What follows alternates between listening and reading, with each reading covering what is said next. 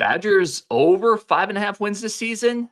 Tell me we got to at least hit that metric. We have an expert coming on today to talk about the Badger schedule and where he might lean on that 5.5. That's coming up next. Locked on Badgers. Let's go.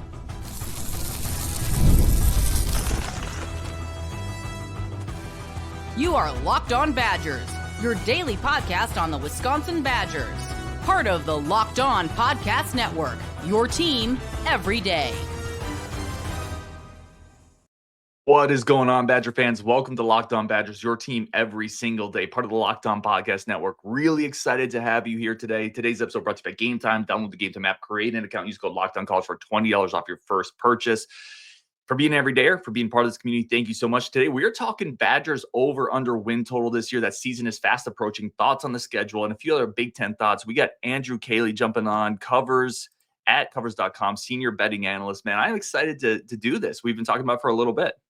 Yeah, it's season win total is a college football season. That's my money time. I love college football. I'm a rare Canadian who is just obsessed with American college football, and I prefer it over the NFL. So this is my prime time. We get to dive into all these great numbers, and it's tougher than ever with the with the transfer portal and trying to evaluate teams these days. But hey, man, like let's do it. Let's have some fun. Let's talk Badgers. I haven't done anything like this before. We're pretty team specific, so this is gonna be a blast. Let's do it.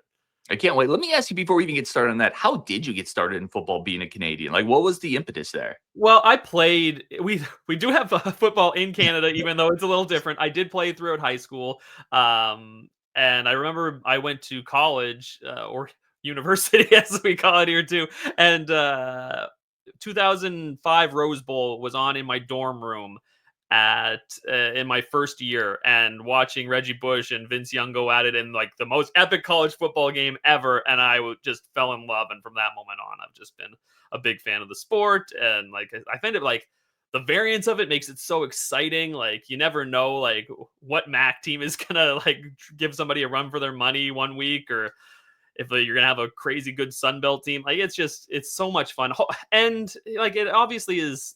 The landscape is changing so much with the NIL, but I still think it's creating better football overall because guys are staying in college football longer. Guys aren't staying at Georgia's and Alabama's for 5 years to just sit and wait their turn. They're going to go play somewhere else.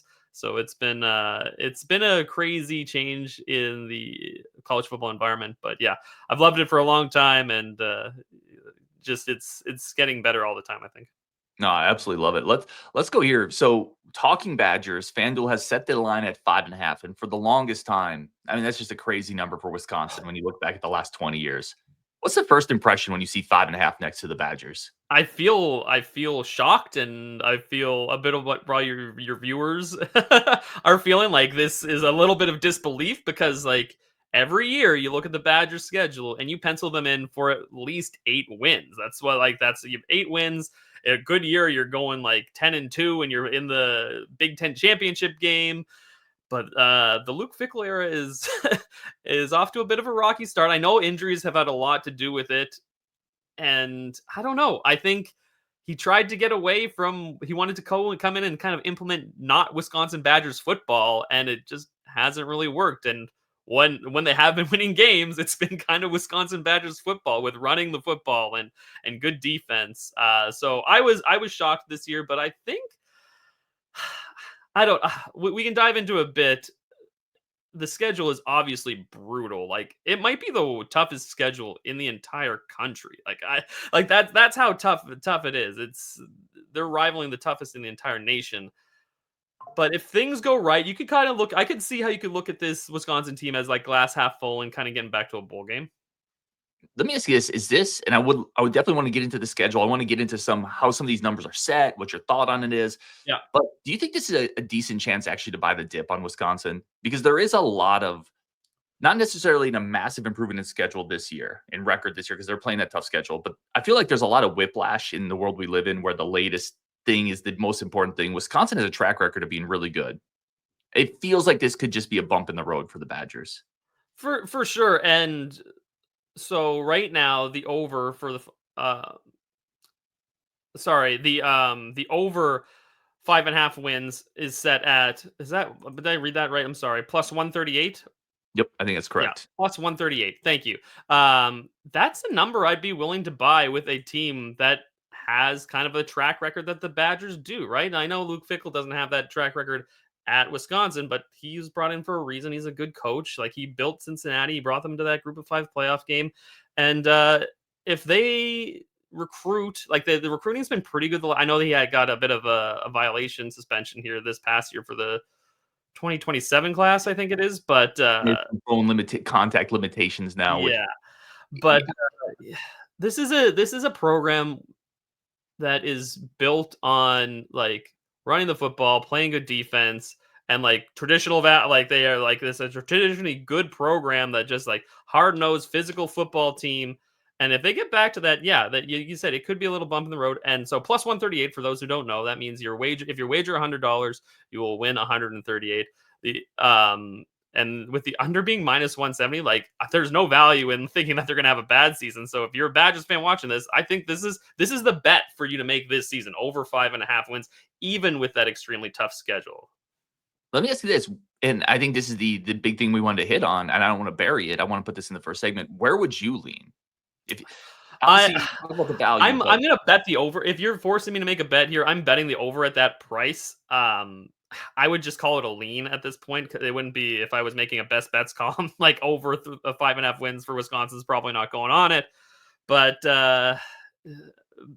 for value alone and the idea that this team will be better than it was last year, hopefully they don't lose their quarterback in the first week of the season again. Like, it feels like it's a running theme right now for Luke Fickell. That would make a big improvement. I think Billy Edwards is, people aren't probably talking about him a lot, but he's underrated. I would say he played pretty well with Maryland last year. I'd love to see him used in a bit of like an RPO sense this year, because he can run the ball a bit as well. And they could be a better football team. Returning 8 starters on defense, like I would lean to the over at you know, that price. and one of the arguments I've made is absolutely the schedule is incredibly tough, and you talked about it, you nailed it. Last year's schedule was really tough too. You Yeah. played in Indiana and Illinois, you played Bama last year, you played Ohio State, you played Penn State, you played Oregon, you played Iowa. Sorry, you didn't play Ohio State last year, you played Penn State though. And they won 5 games last year with a hurt quarterback, with Braden Locke, with one of the worst passing offenses in the country. You almost beat Penn State in Madison. You almost beat Oregon. I think you can take a look at last year and gauge a little bit what this season could look like. And then if you have better quarterback play, that's probably worth a win, maybe even 2. I'd say so. And I don't want to say they quit last year, but you could see that how the season was going was definitely wearing on them, because they were playing Penn State competitively, right? Like they were playing USC competitively for a while, and then like when like you realize the losses are piling up, like things kind of get out of hand there in the second half of the season a little bit. But yeah, like you said, improved quarterback play. And I think the defense will be the big thing. They didn't create any pressure last season, like no pressure on opposing quarterbacks. And they went out and they got a lot bigger this year. Like, I think, which is once again a kind of Wisconsin staple, right? Like, we are going to out physical you in the trenches on both sides of the ball. That's kind of what you've been used to with Wisconsin football. And that wasn't the case last year. They're much bigger on the defensive line this year if they can create more pressure and if they have quarterback. Like, it's kind of like basic stuff. Like, it's almost like Wisconsin got away from basic football things and it cost them. So if they can get back to that, sure. Schedule's tough. So when I'm doing this, I'll look at before. I like to do it before I actually see the win total, because I'll go look at the schedule and I'd like to try to figure it out myself before I get there. And I try to do projected wins, projected losses, and toss-up games. Unfortunately, I only came up with 2, maybe 3 wins for the Badgers, like the Middle Tennessee and Miami of Ohio. And I think if be nice, I gave them the Billy Edwards revenge game against Maryland at home. Yeah, that's tough. Yeah, but like it's like Bama at Michigan, at Ohio State at home, sorry, at Oregon, and those are like I had the projected losses, but then I have the rest as technical toss-ups, but like they're tough toss-ups where they're probably going to be underdogs in most of them. Maybe not Iowa, depending. We'll see how Iowa's offense looks the first few weeks. I think that's one you have to get, is that Iowa game if you want to go over this number. Hopefully that it's just Iowa's offense sort of thing, and they Mhm. can be more physical than they were last year and can kind of beat Iowa at its own game in that one. But there's no Purdue on the schedule. There's no Northwestern on the schedule. There's no Rutgers on the schedule. Instead, you've got like Indiana, who I think is still going to be good this year, and Illinois this time around, who is going to be another tough game. Luckily, I think you have Minnesota at home this year to end the season. Away, Oh, actually. it's what, but like, see, that's the other toss-up game, but you're on the road and it's a rivalry game, and you're like, Yeah. so it's tough. It's tough sledding, but like I said, I think they can get there if we get back to doing the basics. No, I think that's a really, really good point you made, because I almost think you look at the heavyweights on the schedule and you focus on those, but really the to me one of the toughest aspects of the schedule, there's no layups. Traditionally, you No, have 2 or 3 layups sprinkled in there. Outside of those first 2 games, and maybe that Maryland game, and even that, it's not a layup. it's not a There's no layup. layups. There's no layups. There's no rest spots. I actually can't believe how unlucky I feel like they got with the Big Ten No. schedule this year. If I was a Badgers fan, I'd be ripping my hair out a little bit looking at it. Like, it's tough. And you don't get one of the bottom teams, like not one of them, not one of them. It's crazy. Yeah, there are Badger fans not thrilled with it. This is awesome stuff. We're going to take a quick break, come back with Andrew, talk a little bit more about the schedule, the Big Ten in general, and evaluating teams in this NIL era. A bunch we want to get in today. We're going to run out of time before questions with Andrew. But first, a quick second for our friends of the show over at Drip Drop, something I've talked about, something that I use all the time. My kids love this product. I have to stash some out here in the office in the garage, because otherwise the kids just run through it like locusts through the cornfield. It's unbelievable. Right here is the cherry. It's phenomenal. Right now, listen, if you're trying to just stay in your routine, summer is hot. If you have long days on campus, golf course, whatever it is, you might need a little extra hydration. You might need a little bit extra. And when I'm on top of my hydration, I feel better. And Drip Drop is scientifically developed, doctor developed, scientifically proven for the fastest hydration. Perfect mix of sodium electrolytes, less sugar, glucose to help your body to absorb fluids, delivering 3 times the electrolytes at half the sugar of a leading drink, because we all want to be a little healthier, but we don't want to sacrifice fluid. We don't want to sacrifice hydration. Now you can get what you need and not sacrifice. Right now, head over to Drip Drop, offering Locked On fan base, our customers, 20% off in your first order. Head over to dripdrop.com. Use code Locked On College. That's dripdrop.com. Promo code Locked On College for 20% off. Stock up before they run out or before your kids get it. That's dripdrop.com. Locked On College, 20% off. You will not regret it. All right, let's jump back into this with Andrew. I definitely want to give you an opportunity, man, because obviously just talking to you, this is the first time we've actually met. Phenomenal conversation. Where can people follow the work that you're doing and kind of follow along with everything you got going on? So everything I do is mostly posted at covers.com, Covers, and I'm posting everything I do on Twitter or X at covers_Caley. Right now, a lot of baseball content, obviously, but we're going to get into the season win totals and conference previews coming up here soon. And then we'll just have like basically daily betting content for college football, best bets, props. Props is a great market that's becoming bigger and bigger in college football. It's big in like NFL and baseball and stuff like that. And depending on the state, I don't know what the regulations are in Wisconsin or off the top of my head. I know there are some states that don't allow wagering on college football player props. But when they give them to you, man, like FanDuel, not to pump your sponsors' brakes here, but pump them up, but they have great offerings if they're available to you for player props. Like not a lot of sportsbooks do, and FanDuel does. So I'm really looking forward to getting into the college football player props again this year. Yeah, FanDuel's phenomenal. Let me ask you this, going back to the schedule. You mentioned Iowa is maybe one of those games that you almost circle for the Badgers. You almost need this one. Is there any other spot in that schedule you circle? Maybe it's the Washington game, or is at Michigan. Is that crazy to think the Badgers could go into there early in the season? Maybe some quarterback questions still there, or is that a little hopeful thinking? Of course they're still there. Like we don't know what really, like we know that they've got very talented players, and we know that they're going to be a tough team in that environment, but we don't know what we're getting from quarterback from them, right? Well, like we thought we knew what we were getting from them heading into last year, and it kind of went out the window within a couple of games, and their offense really struggled, and it could really struggle again. I don't see the offense being phenomenally better than it was last year. I believe this is Underwood's job right now to have, right? Like that's I think so, yeah. nobody's really taking it from him. But if it doesn't work out, like everybody was talking about how Alex Orji was the next guy, right? Like he was the guy, and he's going to lead Michigan into this new era, and it just so quickly just shifts, right? Because it's college football, and you actually have to get on the field and play the game, and so you don't know there. I think Washington is a good spot too. That's another team with like you think you know what you're going to get with quarterback, but maybe not, and they could have a bit of a misstep this year as well. I want to say that Illinois is a winnable game too. I know that they've played well and they've got their quarterback back and they're going to be a tough beat, but that's a game that you should circle as well as one. Like, I think that if the Badgers are underdogs, they won't be big underdogs in that game, and that's another one I think they should focus on. Yeah, that's a good one there too. And always good to get the Brett Bielema revenge game in there. Yeah, You can win that one, and you can win the Billy Edwards revenge game. You're sitting all right this year. Do you think it feels like this year, and I think this might open up a window for the Badgers a little bit in some spots. It feels like this is maybe not the greatest quarterback year in the Big Ten. When you start, there's potential, but it feels like there's a lot of youth, a lot of turnover. Where can Billy Edwards maybe fit into that if we're being optimistic?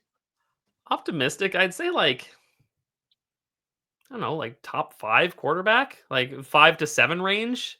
If things go well, like he was sneaky accurate, right? Like 65% completion percent, threw for almost 3,000 yards, and I don't think Maryland was a particularly good offense last year.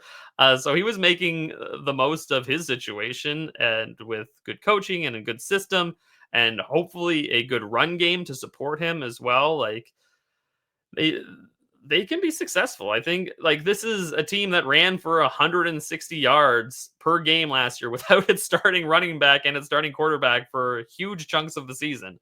So get those guys healthy. Get your starting. I also think. Oh my god, I'm gonna blank on the freshman's name for you guys. Which one? Eugene Hilton Jr. Receiver. Dylan Jones is his name. Yep. Dylan Jones. I think he could pop off this year. Like the way that he runs and with his speed and with this offensive line, I know they made some good moves in the transfer portal to beef it up. I know they lost a couple guys, but that's still going to be one of the strengths of this team, like always. I think Dylan Jones could really be that guy that carries on that tradition of like Badgers rushing for 1,000 yards, like, and it's a long list. And I think Jones could definitely step in. I really quickly want to give you a ton of credit because I talk to a lot of national people occasionally on the show. They'll come on. You really have a pulse of this team for somebody who doesn't follow this. Because listen, Dylan Jones didn't play last year. He was a redshirt. 88 yards, I think. Yeah, and he is going to be the starting running back this year. He is poised for a big time role. So I definitely want to give you credit for really diving into teams that aren't your own and really knowing the whole landscape of it. I want to ask you this because this debate has been going on a little bit in the Big Ten. Badger fans, I was talking to a bunch of them today. Indiana football, is scheduling soft smart, or is it soft, or is it just both? So the argument came, you look at Wisconsin's schedule, and they may go, let's say they go 7-5. Is that more impressive than Indiana going 10-2? And which path should you pursue as a program, as a college? As a college, if I was a college administrator who was focused on making money, I would probably take the Indiana path because I want to get those college football playoff TV dollars. Sure, in your heart, you may know that the 7-5 is more impressive for Wisconsin this year, considering the schedule. But at the end of the day, you want to, if Indiana's in the college football playoff again, that's where Wisconsin wants to be. So, and until they. There's a lot of controversy, obviously, about certain teams being selected and not being selected. I personally felt Indiana deserved to be there last year. I don't care that they lost the way they lost, sort of thing. I still feel like the regular season in college football has to mean something. I wouldn't hate the idea of getting rid of conference championship games if we're expanding, especially if they expand to 16 soon. Because it's such a weird dynamic now. We're like, hey, if we lose this conference championship game, does it matter at all? Then why are you playing it, sort of thing? And obviously it matters for teams if they need to, like a Clemson last year who needed to win it to get in, sort of thing. But I think the path is the easier path now. If that's just the way of college football now, unfortunately. Judging by the Thanos glove on your background and NES, I figured like we would be on the same page with this because I agree. And I think, listen, I don't think you get a scout badge for a tough schedule. I don't think you get extra bonus points. I think people in general look at win and loss, and everything else is filtered somewhere down below. But win and loss is the metric that they primarily look at because people won't have enough time to dive into everything. And if the destination's the same, the goal is the playoffs, take the easier route. Yeah, Uh, and nobody's gonna remember. Nobody will remember a 7-5 season like 5 years from now. They're like, "Oh, we were 7-5." Like that's. But Yep. if they're 10-2 and make the playoff, they're like, "Hey, remember we made the playoffs in 2025? Like that was great." Yep. But You're and never in a bar. they won't care that they played like Appalachian State and Georgia or Middle Tennessee as their non-con games. Like just do that and get in. Get in and there's with the obviously college football is funny because we're making this college football playoff bigger every year, it seems now. But I still think the field consists of maybe of 5 to 6 teams that can actually win the whole thing. But I don't know, it's fun. I enjoy the playoff. I had a lot of fun watching it last year, and I liked the expansion. I'd like them to keep it at 12. Like I know we're getting a little off topic here, but I That's right. love them to keep them at 12. I think you should. I believe teams who play well enough deserve a bye at some point, and other teams have to earn. I don't want if you were a 13, 12 and old team that won the SEC or the Big Ten in 2 years, and then you have to go play like this really plucky, like I don't know, somewhere I said Appalachian State is really good again for some reason, and they are like coming into Wisconsin. Like you don't want that. You deserve the bye. You went 13-0. You won a big conference. You deserve a little bye. So yeah, it's just get into the playoffs. Yeah, I tend to agree. I do think I like it at 16 more than 12, but I definitely hear the point of it. I definitely understand what you're saying. I almost think you make it too hard for the plucky teams to, without the depth of the better teams, to make it all the way through if the other teams are already getting a bye. But I also understand what you're saying as well. I'm going to take one more quick break if you have a few more minutes. For sure, I'm man. going to run out of time before I run out of questions for you. But I Oh have man. one more quick second for our sponsor of the show. Come back. We'll finish up with Andrew, some general Big Ten thoughts. And then I'm super curious if there's any key metrics he takes into account more than others when he evaluates teams. We're going to talk about that next. Locked On Badgers. One more quick break for our friends of the show over at Gametime. Gametime is number one spot to get all your tickets. And listen, we're talking about a loaded slate of games this year. Ohio State at home. You can see Iowa at home. Go to Gametime, get tickets to Camp Randall or the Kohl Center. Before the show with a couple of these guys, we're talking about Frank Kaminsky. Go to the Kohl Center and see this year's version of Frank Kaminsky potentially on the Badgers. All those tickets you can get over on Gametime. Gametime is absolutely incredible. Last minute tickets, lowest prices guaranteed. You get pictures of the seats before you sit down so you can see where the exits are, where the beer guy is going to be. You have all of that on Gametime plus last minute tickets. Take the guess where they're buying tickets with Gametime. Download the Gametime app, create an account, use code LOCKEDONCollege for $20 off your first purchase. Terms to apply. Again, create the account, use code LOCKEDONCollege for $20 off. Download the Gametime app today. Last minute tickets, lowest prices guaranteed. Let's jump back in with Andrew and finish this up. And again, really appreciate the time, man. I'm having a blast. Dude, this is awesome. Like this, I'll come back. I'll come back whenever you want. Yeah, we can talk all say season that. long. You'll become a regular weekly guest. Are there any metrics you specifically look at because you have to look at 134 teams? I mean, maybe not all 134, but So I hosted a podcast last year, and we called it College Football 134, and we tried to touch on every. A shout out to my guy Douglas Farmer. He used to be a Notre Dame beat writer, and we had a lot of fun doing that. We tried to touch on every single team last season. That's insane. I don't know if we got. I think we got to like 124 or something like that, or 100. Like we had a bet on over 120 teams at one point, or at least mentioned 120 teams on the podcast. So yes, can you imagine being one of those 10 teams left out, just waiting for I know. You're like, come on. and what, like we mentioned Kennesaw State a lot. The Owls. Yeah, is there anything when you're really trying to look at these teams and rack and stack them? I really like looking at these particular metrics. Preseason, like going for futures, there's nothing really advanced about it. Like in game, obviously, I like a lot of the advanced statistics these days.